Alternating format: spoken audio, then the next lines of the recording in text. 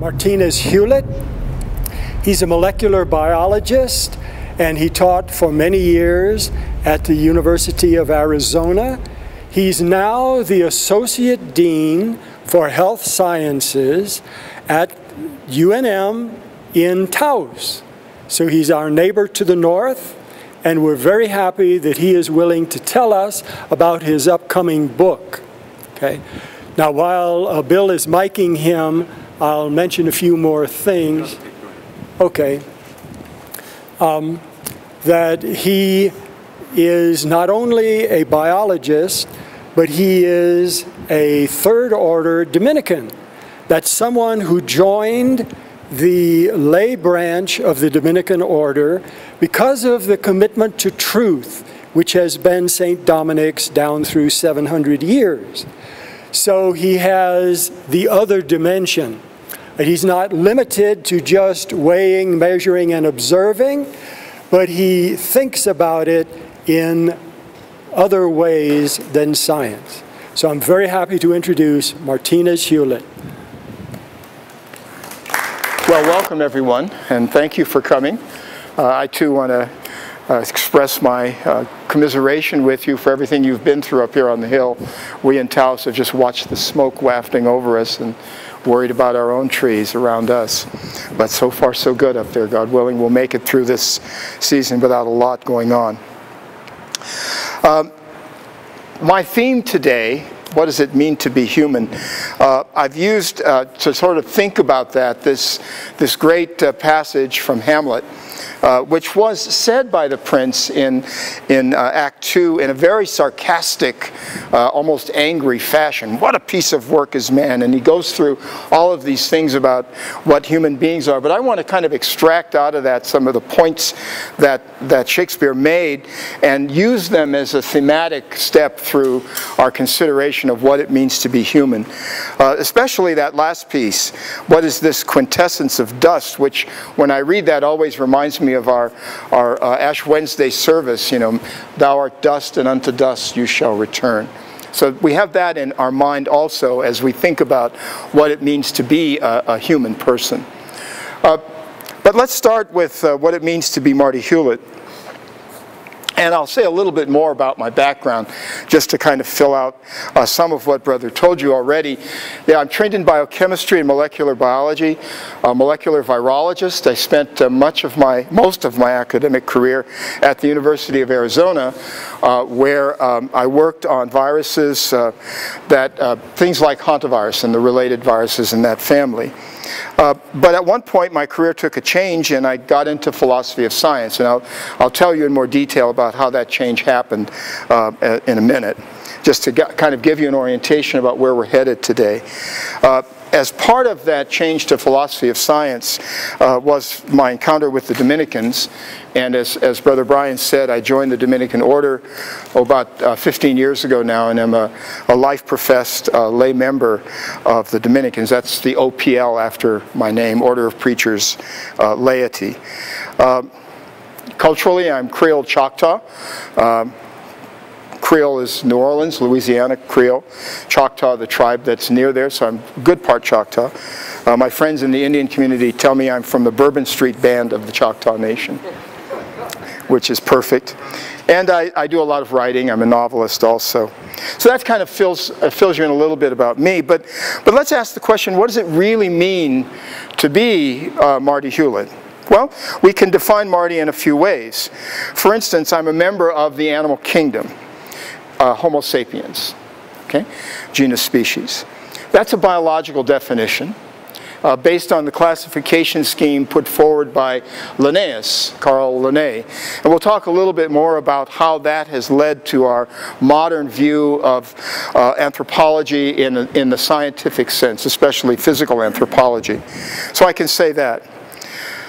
I'm a member of a tribe, of a family. That's my brother and two sisters around me, and so that's a cultural definition of who I am. And we'll say a little bit more about that relationship also. But I would like to think I'm a rational person, a rational creature, and that becomes now a philosophical definition of myself, a rational creature. Okay, we'll come to what that means. I'm also, I pray, a moral agent. So there's an ethical definition. Okay, I have a certain responsibility, a certain agency. And we'll see how that fits into us also. And then finally, I have to say that I believe in a relation, that I exist in relation to a divine creator. And that's a theological definition of me as a person. Okay? So I have all of these ways of thinking about my personhood. Okay? And what I want to do for our day today is explore with you what those different ways mean when we explicate them, and have some discussion about them. Okay? Especially in how they interrelate. Our general view might be, coming into this, that the biological, the scientific view doesn't necessarily interrelate nicely with the theological view at the other end of my spectrum, but we'll see that we can make some relationships among those if we try. Now, why is this a topic for a molecular biologist? Okay, how did that happen, that I came to be thinking about philosophy of science and even theology with respect to these scientific issues? And I'll just tell you a little bit of that story. It began at the University of Arizona when the Newman Center there decided to put, one of the chaplains decided to put on a forum called the St. Albert the Great Forum on Science and Religion. And he asked if I would be, as one of the scientists at the university, if I would be on the board for that forum. And I said yes, but I said yes with an ulterior motive. And the ulterior motive was, well, I can see that this is going to be all about that soft philosophy and theology stuff, so they need a hard-nosed scientist to keep everything straight. So as soon as it gets, out of kilter here, I'll fix it. That was my ulterior motive. So we started that first year, and we had a very famous Dominican scholar, Father Benedict Ashley, who's a philosopher of science and an ethicist. And he came to present on sort of an Aristotle here, and the room was full in our hall. And all in the front row were the faculty who were on the board. And Benny was up there talking away about an Aristotelian and Thomistic description of living things, and he was using a cat as his example. He was talking about the Aristotelian causes. So I'm in the front row, and I say, okay, here it goes. Here's all the soft, squishy stuff. Let me stop this right now. And I raise my hand and say, excuse me, if I can interrupt, I think I can tell you what a cat is. I've got that down. As a biologist, I just take the cat, take its liver out, extract the DNA from the liver, sequence the DNA, put it into the database, and compare it, and now I know it's a cat. It's very simple. And Father Ashley listened very patiently and said, well, that's good, but it's no longer a cat. And I said, well, when did it stop being a cat? He said, when the cat died. And all the philosophy faculty around me went, oh, good answer. Ooh. And I was dumbfounded. I had nothing to say to him. So the talk finished, and afterwards, I was milling around. I got to a philosophy colleague, and I said, what happened to me? And he said, well, you were asked a meta question. Ah, what's a meta question? I said. He said, it's a question that's beyond your discipline to answer. So now I'm intrigued. How do I answer this question? He said, okay, tomorrow meet me at the library, and I'll help you. So we go to the university library the next day. He walks me up to the philosophy section, and he says, okay, start reading down this aisle and come back down that aisle. And so I said, well, it's going to be a little while. Can you give me a clue? So it was he that introduced me to the works of Thomas Aquinas, who I knew in principle but had never read. And rather than just diving into the Summa Theologica or Contra Gentiles or some of his other arguments, he gave me a life of Thomas to read, a biography, and then a book called A Guide for the Peeping Thomist by Ralph McInerney, a great Thomistic scholar at Notre Dame, who just recently passed away. So I encountered St. Thomas for the first time, and I already knew the Dominicans because they were the chaplains at the Newman Center in University of Arizona, and I was attracted to the Dominican order, as Brother Brian said, in the search for truth. Attracted specifically, called by Thomas. Thomas is my Dominican patron. So that's how I'm here today with you, speaking about philosophy and theology, even though I have no credentials in that area other than my love of Thomas and the Dominicans. All right, so the questions we're going to address are, who are we, where have we been, where are we going? That's kind of what we're about. And there's a long history of us asking these questions. I mean, the Roman philosopher Marcus Aurelius, in his Meditations, wrote, "He who does not know what the world is does not know where he is." Okay, so we need to argue, we need to know our world. And he further said, "And he who does not know for what purpose the world exists does not know who he is, nor what the world is." So Aurelius was already giving us an idea that we need to understand who we are and what this world is we live in, and our relationship to it. Okay?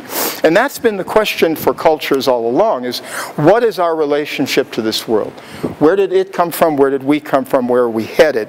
And to that end, we have all of these cosmologies. Cosmologies here means stories of origin, stories of what this is all about in the large sense. And of course, our current one in our culture, especially in the scientific culture, especially as it's lived here on the Hill, I'm sure, are things like Big Bang cosmology, the physical aspects of our world and how it came to be and sort of where it's headed. But there are other kinds of cosmologies. Certainly here in northern New Mexico, our Pueblo peoples have their own cosmological stories that surround their origins. And for instance, the Sipapu in the middle of the Kiva is emblematic of where the Pueblo people came from the previous world into this world. Okay, and the Hopi myths and the like. So there are cultural cosmologies that we're all aware of, even though we have this physical one that we use. There are religious cosmologies. The great Sistine Chapel paintings of creation express those Christian religious theological cosmologies. And we even have metaphysical cosmologies to talk about, sort of the philosophical views that have come to describe the nature of reality. So we're going to step through some examples of these, but I'm going to focus primarily on the Western tradition. Why? Well, it's the story that dominates our times in the world in which we live. In this country. It turns out it references all the various types of cosmologies, the Western tradition. And of course it's the one I know best, so I can't speak very well about Asian cosmologies in detail. So because this is my expertise, that's sort of the track we'll take is through Western cosmological stories. So the question is who we are. Well, we're self-conscious and we're self-reflective. Those are two things we can say about ourselves. And what we really want to explore is what that means in these various cosmological stories. What does that mean to say that we're self-conscious and self-reflective? Terry Deacon, who is an anthropologist, a geneticist, writes wonderful works like The Symbolic Species, The Coevolution of Language and Brain, says at the beginning of that work, biologically we are just another ape, but mentally we are a whole new phylum of organisms. And he wants to make the case that something has gone on in our biological history that has produced a discontinuity between us and the rest of creation. So we want to explore whether or not we can make scientific sense out of that, certainly philosophical sense, and what does it mean theologically for us in our relationship with our Creator. So that's kind of our track today, what we're going to do. And in order to do that, we're going to look at origin stories. Origin stories scientifically, philosophically, and theologically. Now, of course, we all focus on that statement in the first chapter of Genesis, let us create humankind in our image, according to our likeness. And that's led to the idea of imago Dei, that we are created in the image of God, the imago Dei, the image of God. And that has become a large part of our Western tradition. It certainly became the prevailing idea of the human person in the West, especially in the pre-modern West, in Western culture, that we are created in the image of God, and all of the attendant things that go along with that. It becomes, in fact, the early scientific model. that humans are created separately. And of course, up until the Darwinian revolution, we know that the scientific assumption was the same as the biblical one, that everything was created in kind as the way we see it. So does imago Dei equal soul? That's one question that we're going to want to address as we go through today. And I'll make a case for and against that as we go, as we define the word soul. I'm going to use that word, even though it isn't popular, at least in a lot of scientific cultures. The task of the book that Brother alluded to that I'm working on is to try to recapture the concept of soul. Instead of abandoning it, recapture it, especially in a Thomistic kind of sense, as Thomas Aquinas would have used it. So this concept of the human soul has a lot of definitions. We'll go through some of the theological and spiritual ones. It certainly has a philosophical basis in our Western tradition. Currently, people associate it with the theory of mind and try to equate soul with consciousness. And I'll make some distinctions about that as we go through the day and start talking about theory of mind and neurosciences. A lot of the current approaches to thinking about us as conscious, self-reflective beings has to do with the neuroscientific approach to brain function. And so we'll cover how that approach is working and whether that approach is consistent with or not consistent with some of the ideas of soul that we'll discuss from a philosophical standpoint. But the concept of soul in the Western tradition actually goes back to of course, the Greeks and others. I mean, every religious tradition has an idea of soul. But in our Western lineage, we look back to the Greek tradition of soul. And the Pre-Socratic soul, the atomists like Democritus and Lysippus, thought that the soul was actually something material. Now, they didn't mean material in the same way that we mean it in the modern scientific sense. Matter for them was not in the same sense as matter for us. It was a different kind of thing, more potential. But they were thinking of the soul as a body. And in many ways, the modern materialists that we'll discuss a little bit later have come back to the atomist position. That soul is, in their view, merely the physical makeup of your brain. Sort of the material aspect of the brain and how it functions becomes for them consciousness or soul. So we'll see that there's kind of a modern atomistic approach to this soul question. But this was the pre-Socratic idea in Greece. And then the Platonic and then ultimately Aristotelian view became a very different one. And I'll focus on Aristotle because he's the immediate precursor to who we want to talk about, Thomas Aquinas. And in his great work, De Anima on the Soul, he answers this idealistic view of the soul that Plato had. Aristotle was, in fact, the first biologist. He was at heart a biologist. He spent much of his life examining the living world and wrote treatises on animals and plants and everything. And his entire philosophical system was merely a methodological approach so that he could do biology. He had to have a way of thinking about things so he could examine how they worked. He was actually an observationalist. He didn't think about ideals as Plato did, but rather about actual observations of the real world. And so his thinking about the soul was an Aristotelian methodology. So he went from observed effects to make inferences about the causes of the things he was studying. So he was an observationist. And this is very much the derivation of our scientific method. It's what we do as scientists. That's why I point to Aristotle as sort of the originator of this line of thinking in the Western tradition.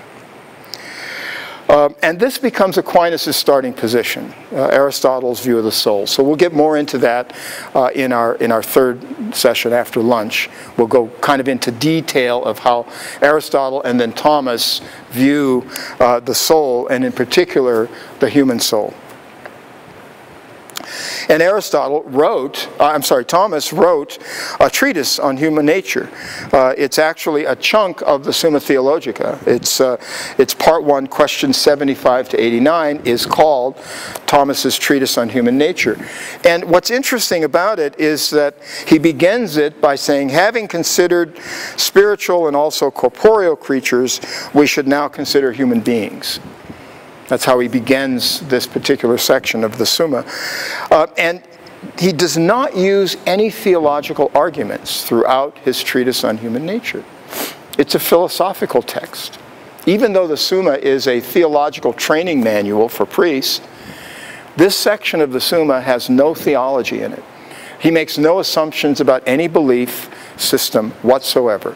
He simply takes Aristotle's view of the soul and steps you through how he wants you to think about it. And that's what we'll look at in our third session and see if that definition makes any sense to us now in sort of a modern world, which is kind of the heart of my project. How can I take this Thomistic statement and kind of move it into the modern scientific world and have it make some sense without being viewed as just, my wife keeps telling me, everybody's going to think you're a medievalist. No, I'm actually trying to make this consistent with kind of a scientific approach to human nature. So we'll come back to Thomas's arguments in some detail, as I said, after lunch. Now, Thomas's arguments went along fine historically for a number of centuries until it became what was called the scholastic approach, the scholasticism of the late Middle Ages and into the Renaissance, where what Thomas had done was something very fluid, very flexible, very much derived from observation. Suddenly, this had become a very stultified, rigid system of thinking. And René Descartes was getting tired of that. He was trying to break free of the rigidity of what had become Thomism, scholasticism.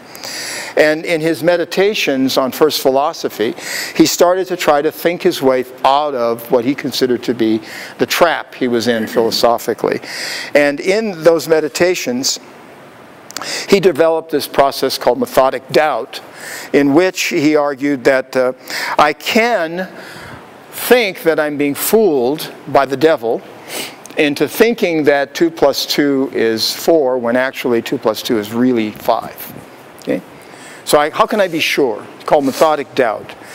And as he was thinking through this, he realized that there was nothing he could trust. So he began to despair that I'll ever have knowledge of anything, until he realized that, well, at least I'm thinking. I know I'm thinking. Okay? And the fact that I'm thinking must mean that I exist. So this then became the basis of his grounding, and then he started to build back up from that. So at least I know I exist. And then he argued that if I exist, I know God exists. That was sort of one of the statements in his first philosophy.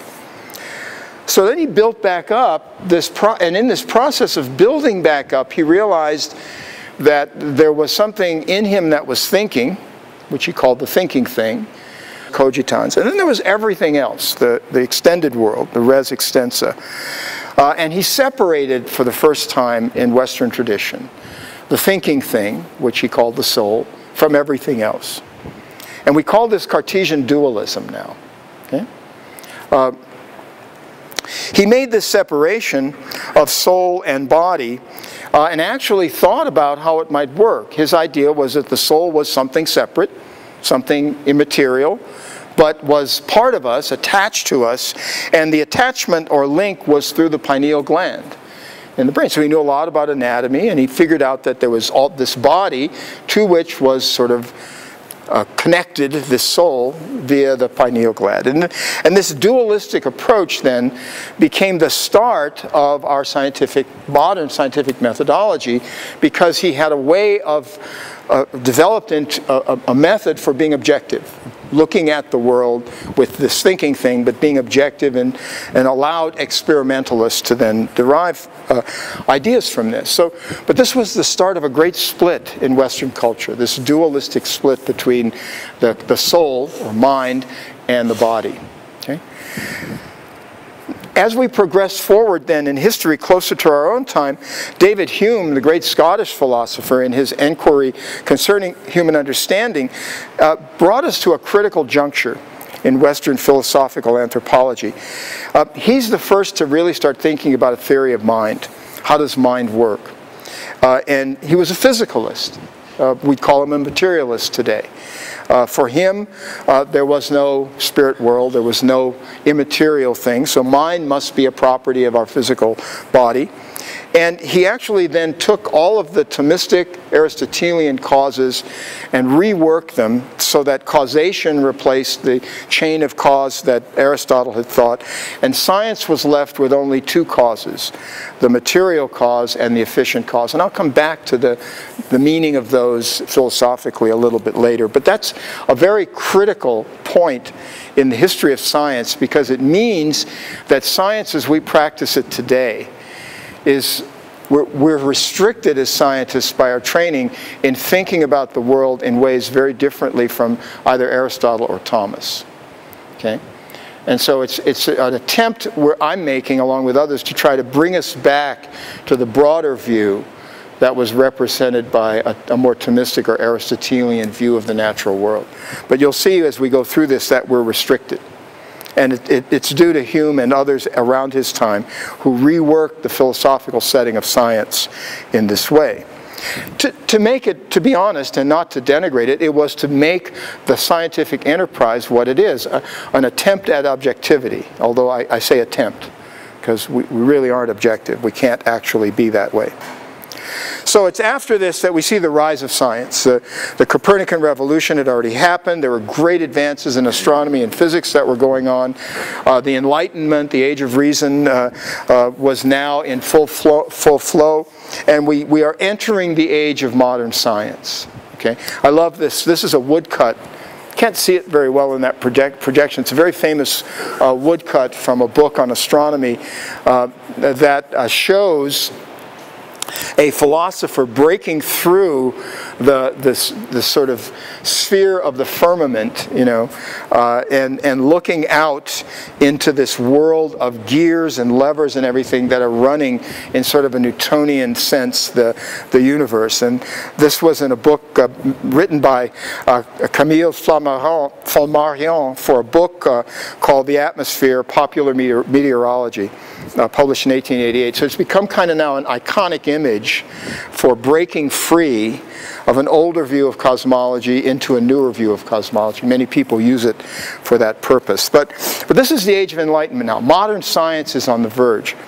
Actually, in the 17th century, you know, when all of physics was coming into its full glory, physics was the queen of the sciences, astronomy and all the related disciplines were at full tilt. Biology was still pretty much a backwater kind of science, an observational discipline. What biologists did was look at the living world. There was very little, if any, theory involved in that. You simply described. It wasn't until Carl Linné wrote his hierarchical description of living things that we'll come to a little later that biology took on any kind of theoretical understanding. And that led in the 19th century to these three giants of biology. Of course, Charles Darwin, everybody knows, we just celebrated his anniversary of his birth, 200 years of his birth, 150 years of publication of Origin. But at the same time Darwin was working, there was Gregor Mendel, the Austrian priest who was a scientist in a research institute in Austria, developing his ideas of inheritance by working with peas. And at the same time in Switzerland, a man named Johann Miescher had discovered in the nucleus of cells molecules that we now call DNA. Those three ideas in the 19th century all happened within the same 10-year period from 18 roughly 1858 to 1868, right in that 10-year period. And all three of those come together in the 20th century to make modern biology. Okay? So that was a critical period, and it was that issue that then brings us to the idea of what is human in the biological sense, okay, that we've been grappling with in the last 50 years. Now, this is science, and the task of science, as Niels Bohr said, is to not say how nature is, but to say what we can say about nature. Now, this is a view of science, of the scientific method, that is called critical realism. Scientists, as Niels Bohr said, don't say how nature is, but what can we say as physicists about nature? Or as Bill Steger, a colleague at University of Arizona, a Jesuit astronomer, says, there are the laws of nature, and the laws of nature as we understand them, and they're not necessarily the same thing. Okay? Because we make models in science. We make models that we can understand experimentally, and then we use those models to try to approximate the natural world. The model has to have an explanatory value, so we made an observation, so the model tells us something about what we observe. It has to be fertile. It has to suggest new work we can do to further test the model. And then the model has to be falsifiable, meaning that something can arise which tells us that we have to either revise the model or throw it out and get a new one. Okay?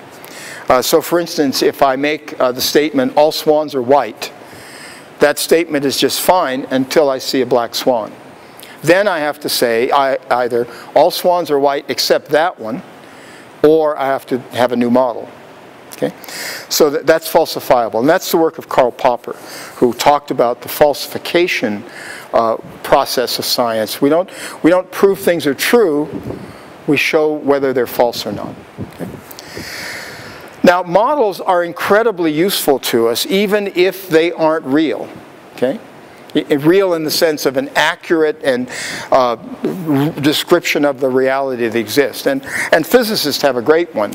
It's called the Bohr atom model of the atom, which Niels Bohr drew with the planetary model with a nucleus in the middle, electrons circling it. You've got them on signs all around town to sort of advertise things as Los Alamos, home of nuclear work. But that model is not what an atom looks like. I mean, no physicist today would think that an atom really is planetary with electrons circling as little spheres. I mean, it's more described in quantum mechanics with a series of equations like the wave equation. But yet, the Bohr model is incredibly useful. In any basic biology book, or even chemistry book, you'll see the model described. And the reason it's useful is because it allows us to teach students how two atoms join together to make a molecule. Visually, it's very appealing to do it with that, even though we all know that's not what an atom looks like at all. So we continue to use the model. And we do this with a lot of models that we've had scientifically, even some that you would think are no longer useful. So for instance, when Ptolemy made a model of the solar system, he put the Earth in the middle, and he had all the planets and the sun going around it, right? That was of course Aristotle's conception, and Ptolemy made it into a scientific model. The model was a calculating tool. It was a way of being able to tell or predict where all the planets and stars were, where the planets especially would be against the background of fixed stars over time. But it became less and less a good tool as observations got more and more detailed, and you had to add epicycles to account for retrograde motion and all that. And Copernicus came along and said, I can make a much simpler model by putting the sun in the middle and having everything go around the sun. And then all the epicycles sort of faded away. Of course, that was revolutionary. Revolutionary in many, many ways, but he just made a better calculating model. So nobody used, after a while, nobody used the Ptolemaic model any longer, you'd think. However, it still works. It's a good calculating model. So our son is a naval aviator, and he flies helicopters off the backs of destroyers and cruisers and the like. And he's a scientist. He's trained in sciences before that. So he tells me one day, Dad, he said, when I'm out at night flying and I've got a dead reckon back to the ship, okay, I have to become Ptolemaic. He said, I have to believe that the Earth is the thing around which everything revolves. Otherwise, I can't find the ship. I can't be Copernican. It doesn't help. So he becomes Ptolemaic to navigate. That's how dead reckoning navigation works. Okay? So we use the model. It works. Okay? So we're going to talk about models. I'll show you what I mean by these models as we come forward and think about what the human person is in a scientific sense. We'll see that what we're doing is making models that we can test, but then we can get confused if we think the model is reality. Okay? And I'll talk about that confusion, that conflation as we call it, conflating models with the real thing. Now, the scientific enterprise itself is a very interesting human endeavor. What we do as scientists is actually something that is incredibly part of our human nature as rational creatures, right? We like to think of it as objective. We like to think that it is, in fact, absent any kind of emotional content, but that's not true. We're humans. What we do is actually a scientific, a human activity, and call it science. And in order to do it, we actually have to have a belief system. Most scientists look at me and say, no, there's not a belief system. I don't have anything I believe in. I'm only observing facts, and I let the facts lead me where they may. It's not a belief system. Well, it turns out there is a belief system. Mariano Artigas was a philosopher of science from Spain and wrote several great works. He passed away recently, and we had a celebratory event in honor of his life. But one of the things he talked about were the presuppositions of empirical science. What is it that scientists presuppose? And he used the word presupposed as opposed to belief. But it's kind of the same thing. There's a presupposition of certain things for which there's no absolute proof that they're true, right? So the first thing he said we presuppose is an ontological one. Philosophically, ontology means the nature of things, what things really are. And he says we presuppose that the universe is ordered. There's no reason to presuppose that. We just presuppose it, right? The second one is an epistemological presupposition, the nature of knowledge kind of thing. And we presuppose that the human mind is capable of comprehending the order in the universe. Scientists presuppose that. And the third one is a really interesting one. It's an ethical presupposition. Comprehending that order is a good thing. It has value. Okay? So without those three presuppositions, there's no reason for me to enter a laboratory and do any work. If I don't think the universe has order and I can understand it and it's actually a good thing for me to do, there's no reason for me to go to work in the morning, right? And I've told this to scientists in many settings, and the most recent was Thursday night. I was in Colorado at a meeting at the Keystone Symposia, and the director of the symposium, we were talking about philosophy of science at dinner, and he was sitting back very quiet, and after a while he said, well, he's an organic chemist. I'm, scientist. I don't have a philosophy. And I said, yes, you do. Not having a philosophy is actually a philosophy. And then I mentioned these presuppositions, and he'd never thought about it before. He said, after I described this to him, he said, you're right. I'd never thought about it before, but I presuppose all those things before I go into the laboratory. It's how science is done. All right, so I think it would be time for our first break. We're not going to actually stop, but what I want to do is stop now and see if any of you have any questions or comments about just this introductory kind of overview before we dive into the second part after a short break. Yes? Well, you could say about the third bullet, not to argue with it, it's not just an ethical drive on that, it's pursuing something that has benefit to us as creatures. It has value. That's what I use the word value. Not right. Just not because strictly ethical, but medicine, for example. You've got the scientific activity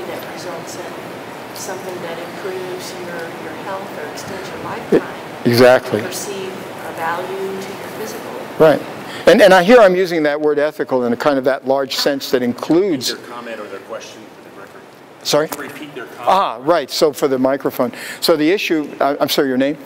I'm Cheryl. Cheryl, you said that to me earlier. Cheryl asked or commented that it isn't just an ethical issue in the third bullet point, but that there's a larger value-driven goal here. For instance, medical research, developing things that improve the quality of life or the ability to overcome disease would be a goal for going into the laboratory as a presupposition that that's a good thing to do. And I agree. And I'm using the word ethics here in that larger sense of value, not just good or bad, but the overarching reason we act is the ethos of a thing.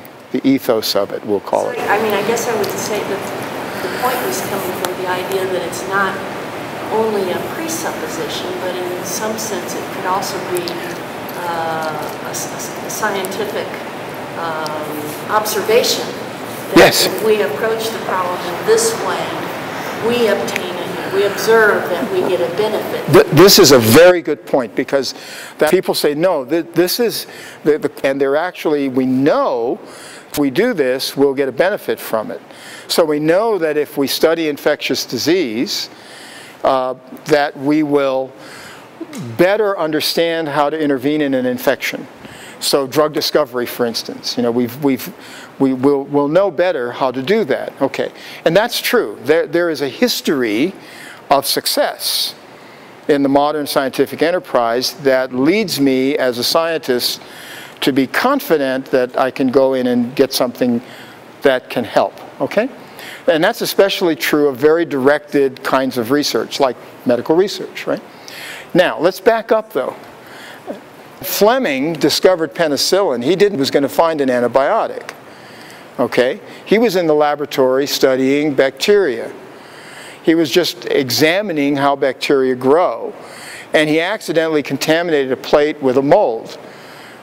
And he found that the mold inhibited the bacteria growth. And from that, the entire antibiotic industry devolved, right? So we can't argue that Fleming was there saying, I'm going to go in here and discover penicillin because it'll cure people of infectious disease. He was in the laboratory for my ethical reason, because learning this stuff is a good thing to do. For reasons I have basic science piece, as opposed to applied, now that I know penicillin exists, let me go find 20 other antibiotics just like it or related to it, right? So it's that piece of the scientific enterprise, or even better, just the scientist who's in the laboratory doing nothing related, apparently, to the medical enterprise. You know, sort of the work I started in when I first became a biologist was bacteriophage. Just a tool to understand molecular processes, you know. No real medical, right? Now, I agree with you that it also make the argument that my presupposition would have that understanding nature is a good thing to do, somehow, even though I don't know how. I don't know if that helps where I'm going here, or even though I totally agree with you about the real directedness of what we do now. Sorry. I'll say that it's without defining, first of all, good. Without defining the good, right. Which is, obviously it's a goal, it is the goal of any action. So it's defining the good. So there's a real, so how can we say that something is beneficial without defining the good, right? And so there's in philosophical terms, what we're saying is that we are moving towards something called the good as opposed to not good, right? And so it's defining what that is that's embedded in this statement. And I'm not going to do that right at this minute, even though we'll come back to that. Well, what I'm saying is at the end. Then taking the question out of the scientific realm, because science does not allow questions of goal-directed. Okay. So you can't say that science alone proves its own usefulness, because that's simply beyond the purview of science. Science is science, I see science as being a method. I agree with you. Yeah. It doesn't define, science itself is not meant to define what is, you know, provide a value judgment on its output, so to speak. Right. So you can't talk about the value of It's a science method. or the benefit of science. It's at heart a method. Yes. Yes, it's at heart an observational method.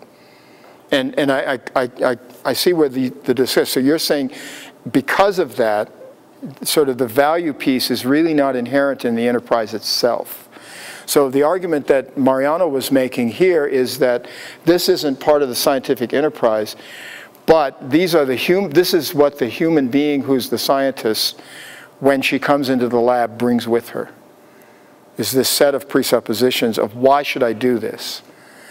Not how should I do it, which is the method, but why should I do it, which is the motivation for being the scientist. So, Sorry. Furthermore, there's not only the internal motivation of the scientist, but the motivation of those who are willing to pay for it. Exactly. Now that gets a little more into what Cheryl was saying about the outcomes, right? Because if I'm willing to pay for this, maybe I want something as an outcome, and I need to know about the outcome beforehand. Okay, so I'm more willing, for instance, to pay for an outcome that gives me improvements in medical care than I am willing to pay for outcomes that give me a better understanding of how bees work in nature. And just as an example, maybe bees are important, and I think that, but maybe it's more important that I cure cancer than, you know what I'm saying? So there are value judgments made societally by what will be funded. The people who pay for the research, but that again is a different motivation than the one that sort of made this kid decide to become a chemist originally. I'm sorry, yes? Well, I was just going to say that one discussion I remember several years ago with one of the professors at College of Santa Fe had to do with, are there things we shouldn't really investigate? Are there things we shouldn't know? We should choose as scientists to say, no, I won't work on that because I don't feel mankind knowing that is going to be a bad or it's going to be detrimental. Right. The atomic bomb, of course, is one. And in biology, we had that same discussion around recombinant DNA. Okay. The stopping of work, the Silomar conference, that whole thing was a question of should we do this? Should we do genetic engineering? Should we do genetic engineering? Should we clone people? Should we make actual physical clones of people using recombinant DNA / bioengineering techniques? Okay, as a scientist, there's a value in knowledge. Whether the knowledge is good or bad, I don't think it's up to scientists necessarily to make that decision. And in fact, to say we should know this. And in fact, we could argue from what you were saying earlier that science might not actually be equipped to make that decision. Exactly. As science, qua science, right? That you need ethicists involved. You need people with other skill sets. You need a discussion that's outside the realm of the methodology itself. To actually make decisions about whether or not something should be done. So, for instance, when biology confronted recombinant DNA and the potential damage that could happen from cloning, from that kind of cloning, the people called to a Silomar were not just scientists. They were ethicists, philosophers, theologians, all of that, to have the discussion with the people who knew how to splice genes, who stood up and said, well, we can put these things together. Now, should we do that? Okay. Interesting. Yeah. That's another aspect of it. But again, these things speak more to that what brings me to the laboratory question as opposed to whether I should be there question. Sorry. Yes. I don't understand where the first bullet that the universe is formed. When I could argue, well, by studying nature, we find its order because we find certain structure or hierarchies. For instance, when a child is studying, rationalizing, is growing, you think he had the presupposition in his mind? He's a little boy or little girl thinking about certain things, find it. Does it exist the presupposition in that brain also at a very young age? So Artigas was asking this question: is there any a priori reason why we should expect order in the universe?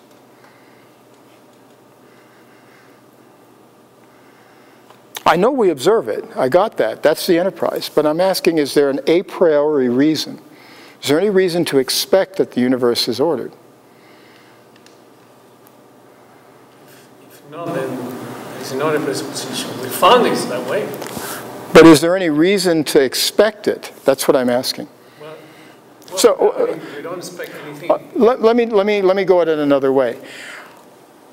I want to study a new phenomenon in nature, right? And I'm approaching something, not something that I've observed. Maybe I'm now a biologist and I'm opening up the cell for the first time. Okay? I've never done this before. So I have no knowledge of what I'm going to find inside the cell. I'm a biochemist. I'm going to break it open. Is there any a priori reason why I should expect order out of that?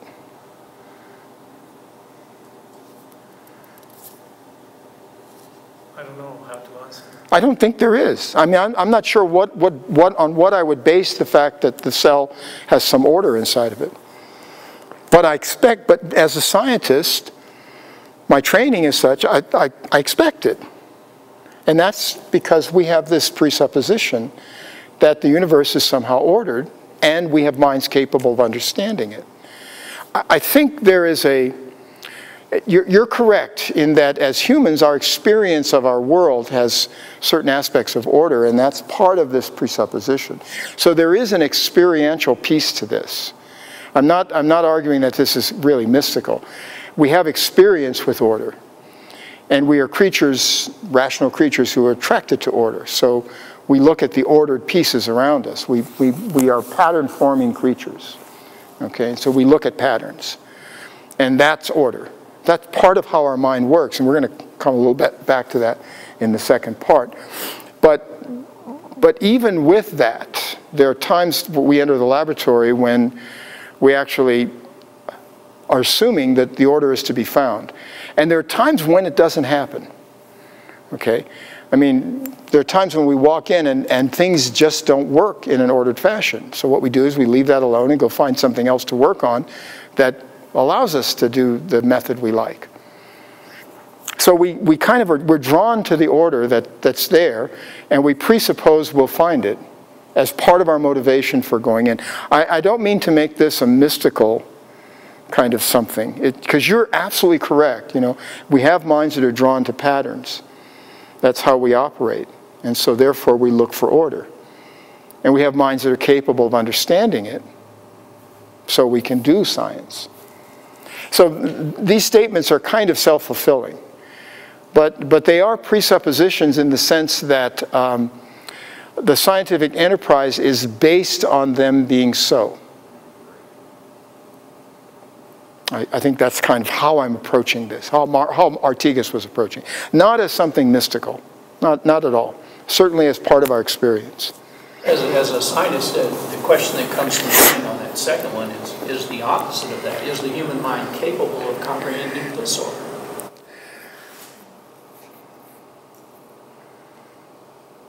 That's a good question. What do we consider disordered, right?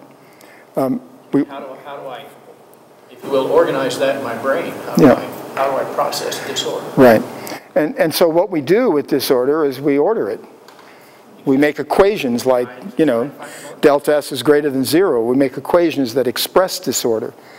Okay, so what do we mean by disorder, though we actually don't think about? We think about the ordered statement, delta S is greater than 0, meaning disorder. So we get a concept, entropy. So we comprehend it in an ordered sense. Even what appear to be chaotic, we now have mathematical ways of modeling, is such that even though they're not predictable, they're at least observable in some scientific sense. So we do all that. Yeah, we order even the disorder. I'd like to make the argument that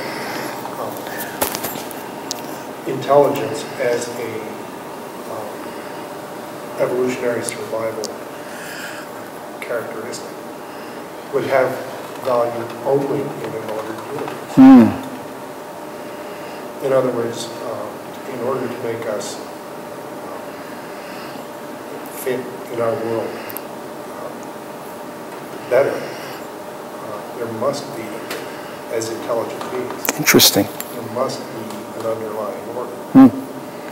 So we wouldn't have developed the intellects we have had there not been order on which to impose it, to use it. Interesting. Interesting. Okay, thank you.